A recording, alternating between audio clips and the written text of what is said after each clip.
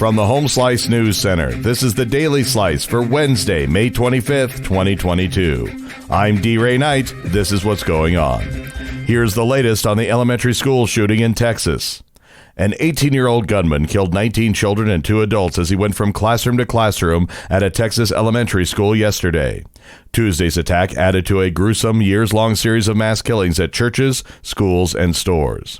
A law enforcement official said the attacker was killed by a Border Patrol agent who rushed into the school without waiting for backup. The assault at Robb Elementary School in the heavily Latino town of Uvalde was the deadliest shooting at a U.S. school since a gunman killed 20 children and 6 adults at Sandy Hook Elementary in Newtown, Connecticut in December of 2012. In news closer to home, South Dakota Senators Mike Rounds and John Thune have signed onto a bill that would eliminate the VA Air Commission. The commission is tasked with finding facilities that should be consolidated or realigned. Thune and Rounds' endorsement of the bill is no surprise, considering the Air Commission has recommended a major overhaul of South Dakota facilities, including Fort Meade and Hot Springs. Senator Rounds says the commission process is bad public policy and voted against it when it was passed in 2018. Just in time for summer tourist season, an historic bridge in Keystone has reopened. Amy Rose has more. The unique and historic Keystone Y Bridge has opened just before the busy holiday weekend. Closed for construction after last Labor Day, the goal was to reopen the unique bridge by Memorial Day. Work done on the bridge included replacing 50-year-old bridge decks, but with wood instead of concrete, and steel as seen on modern bridges. The Rapid City Fire Department's Local 1040 station will continue its long-standing tradition of participating in the annual Fill the Boot program, raising money for the Muscular Dystrophy Association.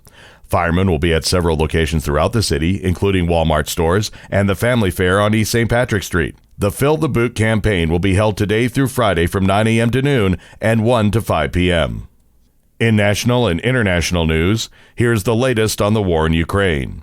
Ukrainian President Volodymyr Zelensky says that Russia must pull back to its pre-war positions as a first step before diplomatic talks.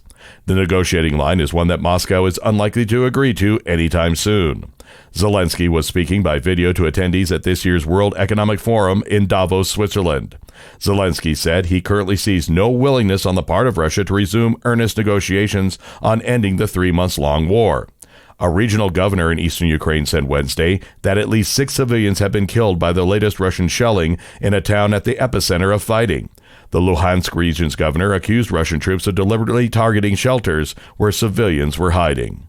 President Joe Biden has once again called for action in regard to recent mass shootings. Chrissy Davies has more. An anguished and angry President Joe Biden is calling for new restrictions on firearms after a gunman massacred at least 19 children at a Texas elementary school. "We have to act," Biden told the nation Tuesday from the White House after years of failure to pass new laws. He spoke after arriving home from a 5-day trip to Asia that was bookended by horrific mass tragedy. Just 2 days before he left on his trip, he met with victims' families after a hate-motivated shooter killed 10 black people at a grocery store in Buffalo, New York. Governor Brian Kemp of Georgia has easily dispatched former President Donald Trump's hand-picked challenger in a Republican primary that demonstrated the limits of the former president's backing in a critical swing state. The result serves as a stinging rebuke in a race Trump prioritized above almost all others. Angered by Kemp's refusal to go along with his effort to overturn the 2020 election results in Georgia, Trump recruited former Senator David Perdue to challenge. But Kemp ultimately emerged a powerful candidate.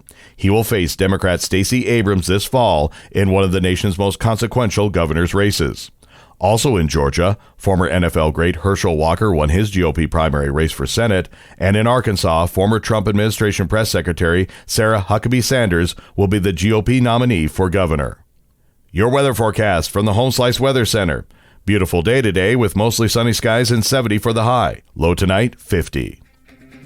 And that was your Daily Slice for Wednesday, May 25th, 2022. The Daily Slice is a production of Home Slice Media Group, hosted by D. Ray Knight with Amy Rose and Chrissy Davies.